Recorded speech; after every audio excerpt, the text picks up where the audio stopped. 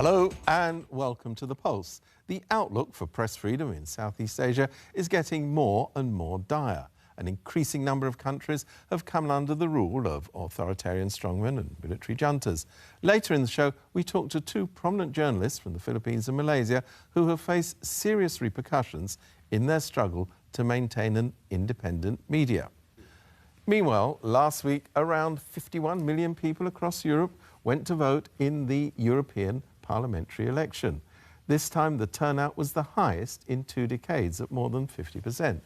The results are being seen as a body blow for established political parties and a triumph for insurgent and more extreme political movements. But with so many different countries taking part in the election, caution has to be exercised in making generalisations. In Britain, which is supposed to be leaving the European Union, there was a higher turnout than is usual for the European elections. And for the first time, the once dominant Labour and Conservative parties were beaten into both first and second place by avid opponents and supporters of remaining in the EU.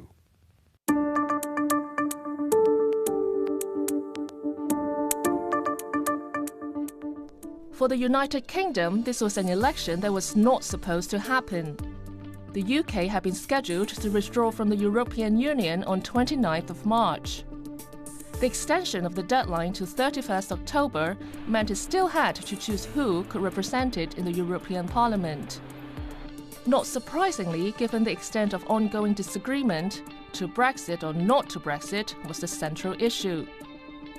Nigel Farage's newly formed Brexit Party won 29 of 73 seats, most of which it had cannibalised from Farage's former UKIP party, whose seats dropped from 24 to 0.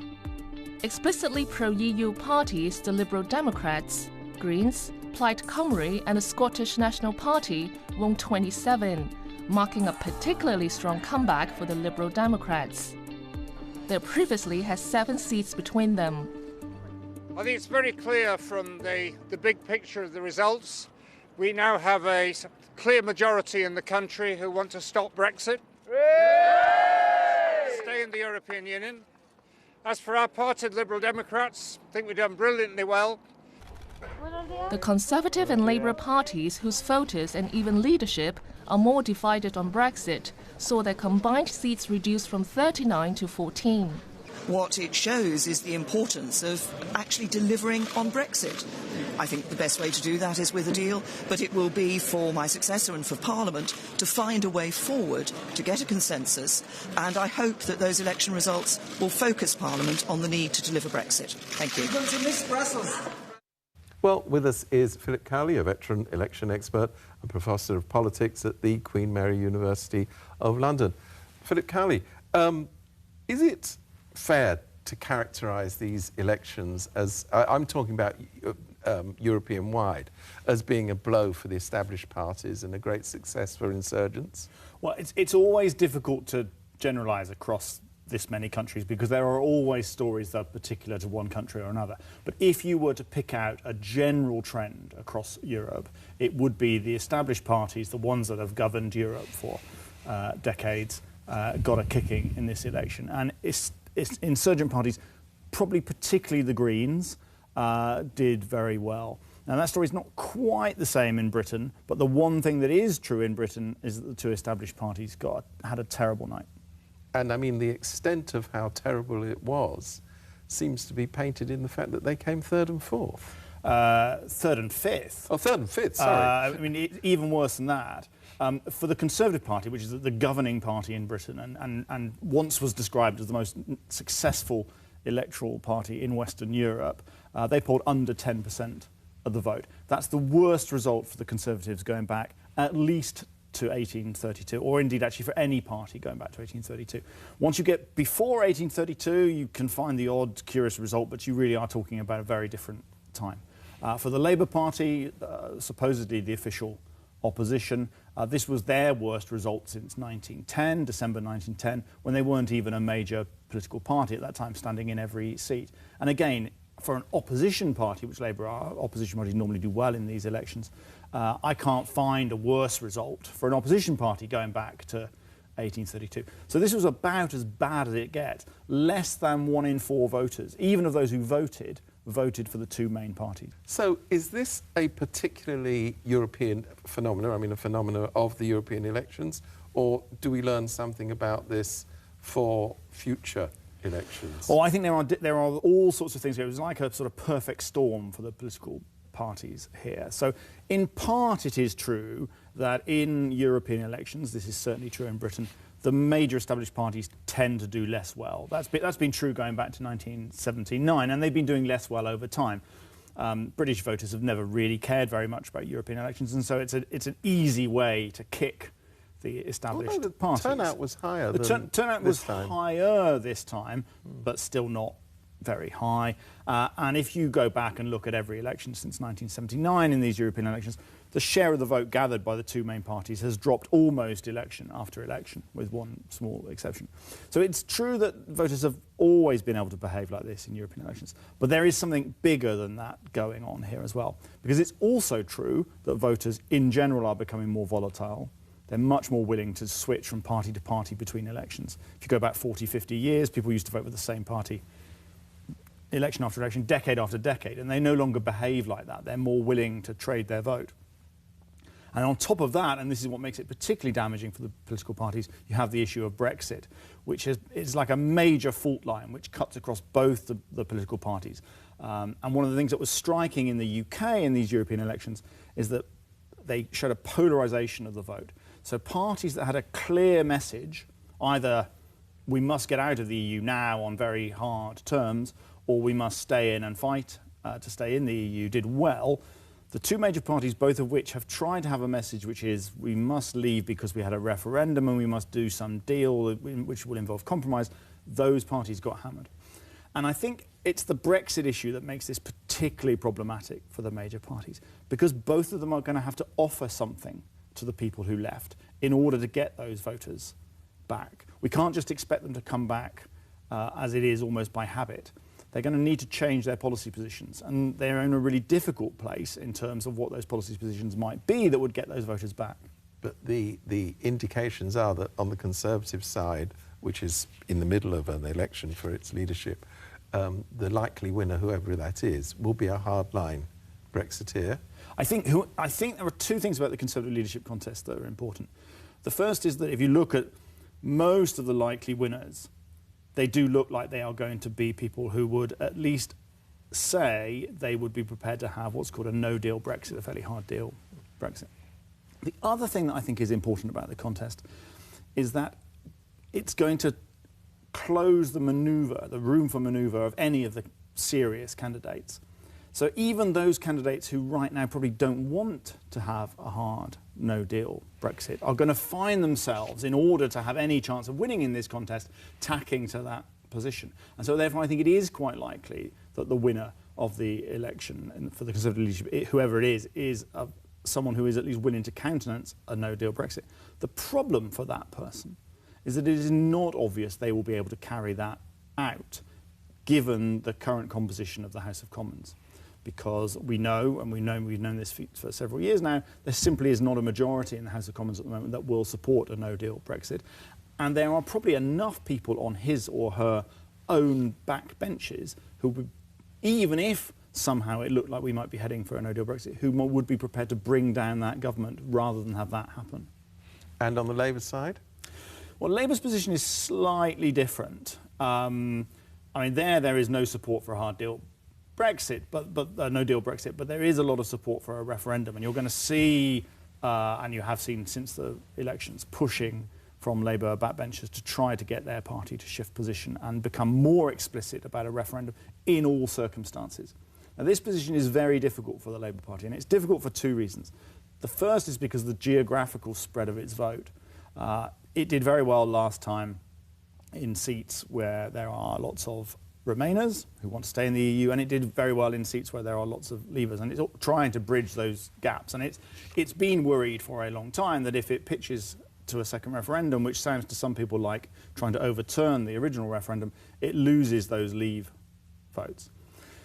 The other problem for the Labour Party, though, is that if it pledges, which is what some people are asking for, that there will be a referendum in any circumstances, including after we have a Labour government, you might have a situation of a Jeremy Corbyn-led government negotiating a deal with the EU to leave the EU, which it then has to put to a referendum, and then presumably has to campaign to ask people to reject their own deal if the Labour position is that we should be remaining anyway. And this would become a sort of nonsensical position for a government to hold. So Labour have this initial electoral problem, and then they have this government problem facing them if they get in. Is there actually a way out of any of this? One of the problems, I think, at the moment is there are ways out of it, but none of them sound very plausible to people who know very much about the EU. My own view is I suspect that is unlikely, but some people believe it, so they think there is a way out there. Other people think there is a way out, a no-deal way out. That's a minority of opinion in the House of Commons, but it's a significant enough minority, both on the Conservative side of MPs and particularly amongst Conservative activists, that that is a route down which we may end up going. Well, that's very interesting. Philip Cowley, thank you very much indeed. And we'll be back after the break. We'll see you then.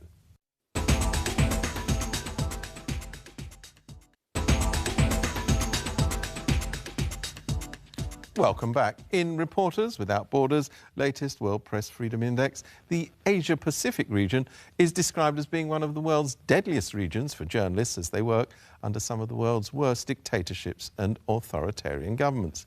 Conditions for journalists in the Philippines are acutely bad as a result of increasing efforts by the government to control the media using a compromised judiciary which has shown itself willing to impose fines and prison sentences on journalists who do not toe the government line. The Philippines is also literally life-threatening for journalists. The situation in Malaysia is less acute, but journalists are well aware of the knife edge on which they operate.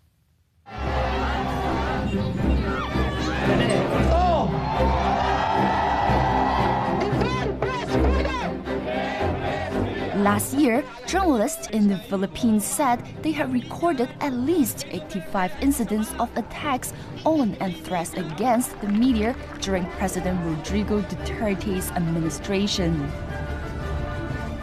Why should you complain if I am critical against media? Are you not critical of me? Kaya nga, kung kayo mag-criticize, okay, kami hindi. After so many years, I realized that waiting for government top-down to build institutions, I'm tired of it. There wasn't anyone in the Philippines really looking at the digital space. That's what we used to launch Rappler. We were also the first targeted by information operations on social media.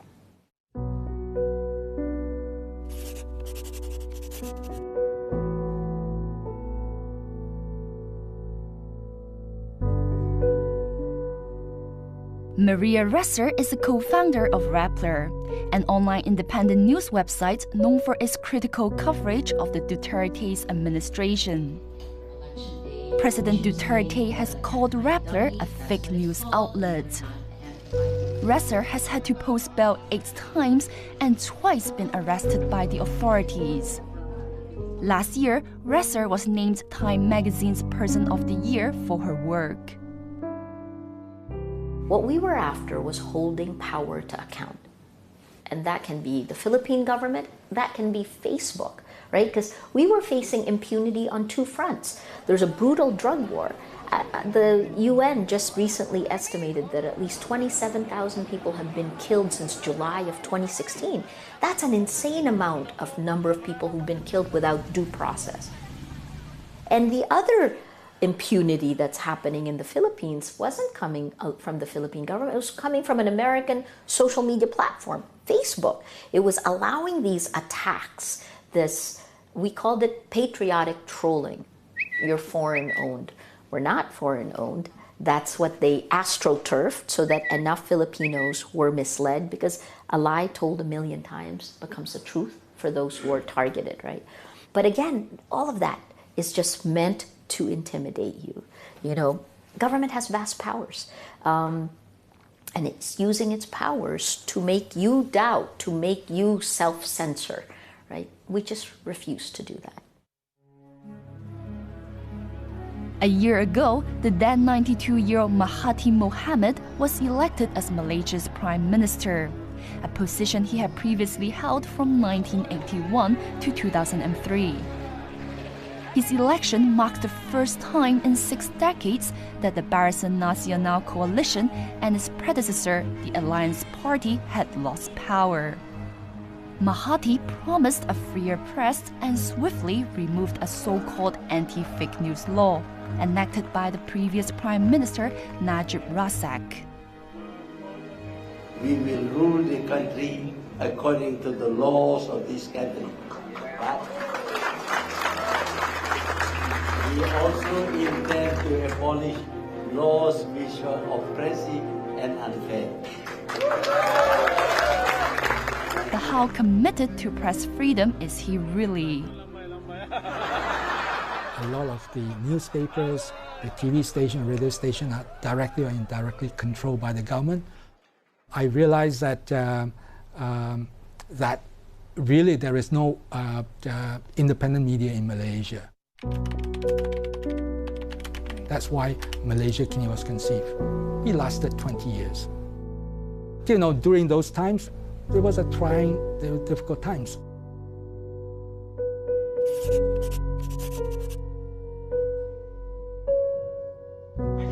Stephen Gunn is the co-founder of Malaysia Kini, an independent online news website that publishes diverse viewpoints on Malaysian politics and human rights. Since 1996, Gunn has been charged, arrested, and jailed for his work. We were raided 5 times, we were harassed, we were arrested, a lot of us were questioned by the police, I was charged. The first problem that we faced is that we were not recognized as journalists. Now, in Malaysia, to be recognized as journalists, you need to get approval from the government.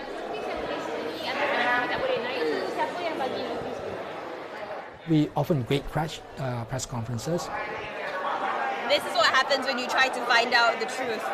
You get escorted out by security. We often get kicked out if they discover that, you know, Malaysia Kini journalists happen to be there, because we tend to ask difficult questions. The other, you know, journalists are not doing their job. But we keep trying. Mahathir, when he was Prime Minister, he called us traitors. He sent the police to raid us, took away, you know, most of our computers, trying to shut us down, which he didn't succeed.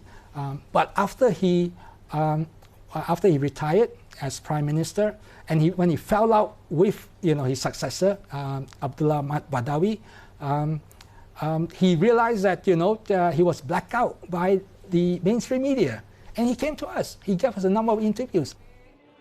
Same thing with Najib. He sued us when he was Prime Minister. The first time that you have a sitting Prime Minister suing a media organization. Eventually, after he fell out of power, he decided to drop the suit. The first media organization he went to talk to was Malaysia Kini. Last month, Reporters Without Borders released its 2019 World Press Freedom Index. In terms of press freedom, all Southeast Asian countries, with the exception of Timor-Leste, are in the lowest third of the 180 countries assessed. There's a playbook, right? And this is global in nature. And you're seeing the rise of populist authoritarian style leaders who have been able to weaponize social media. When you control information, we've always known this as journalists, information is power. So this weaponization of social media is bottom up. They astroturf the attacks, incite hate against targets. They want to use free speech to stifle free speech. The target is not to make you believe one fake news story. The target is to make you distrust everything, to tear down the credibility of the truth tellers, whether they're news groups, journalists, lawyers, institutions, to tear them down so that the voice with the loudest megaphone wins. And in the case of Russia, that's Putin. The Philippines, it's Duterte. And the United States, it's Trump. It's up to us as journalists everywhere to ensure that, to support, you know, for instance, Maria Ressa from the Rappler in the Philippines is having tremendous difficult times with the president, the new president there, that we have to support her as much as we are supported and fought for the release of the 2 journalists in Myanmar. Because of that, the government had to free them. And that's a great thing. Eventually, they were free. Authoritarian-style governments will take away without having to declare anything. And if you give up the line, you've already lost that space. That's the reason I'm so vocal. Because as long as our Constitution is there and freedom of the press is enshrined in the Bill of Rights, then we're fighting. For those who are trying to destroy democracy, they know that the easy way out for them to undermine democracy is to kill journalism. And that's what they are trying to do. And that is what we have to defend. We have to stop that.